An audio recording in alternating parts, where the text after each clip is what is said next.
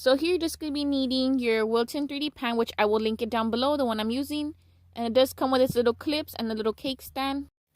So here I'm going to be using Baker's Joy, which I love this spray because it helps for the cakes to not ever get stuck. So you're just going to generously spray it and use your clips to clamp both the baking pans together so no cake batter falls out. And I find it best to use those clips right in the middle of the pan. That way no cake seeps through. And for this little pan, you can either use 1.5 cups to 2 cups to fill up this little teddy bear. In order for the batter to not overflow, it just depends the consistency of your cake batter that you're using. Now we're just going to put it into the oven to bake for about 15 to 20 minutes, depending on the temperature you use. So now we're going to be taking off the clamps and opening up the little pans and see how well the cake came out. It does not get stuck at all with that Baker's Joy. So now I'm just going to be trimming off the bottom to make the little bear sit more flat onto my cake drum. And all the measurements and sizing of everything I use, I will put in the description box down below, so don't worry about that. Okay, now I already have my frostings and my piping bags, and I'm using Wilton tip 18 and Wilton tip number 17 for my rosettes that I'm going to be making on my little bear.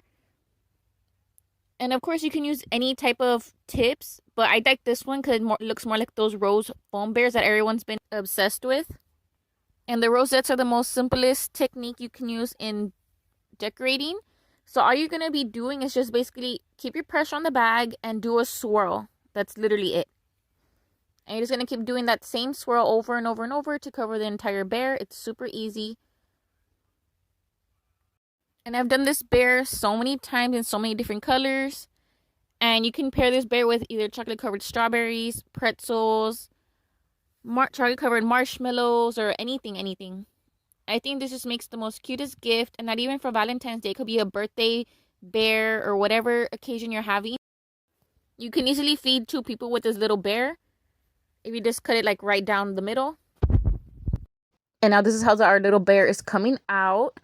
And the easiest way to pipe this is always going to be starting from the way bottom and then work your way to the top, and just make sure you go in rows so you don't get confused. And now we're going to be starting our Rice Krispies. All you're going to need is just some marshmallows and some Krispies. And I'm just going to put about more than half of the bag into my bowl, and I'm going to melt down some marshmallows. And you can do this so many different ways. This is just the way I chose to do it. And the best thing when working with Rice Krispies is to use Crisco shortening. That way the marshmallows and stuff will not stick to your hands or your gloves or your surface that you're using. So here I'm just going to put Crisco on my hands and on my foil paper, and I'm going to just press down on my Krispies. I don't really care to use a rolling pin because I'm just going to cut out the shape with the same size as my cookie cutter. And to make these Rice Krispie treats, it is very fun and easy. And of course, you can go ahead and color this down when you're melting your marshmallows. Add your food coloring there, and then when you mix your Rice Krispies, it should get a nice vibrant colors.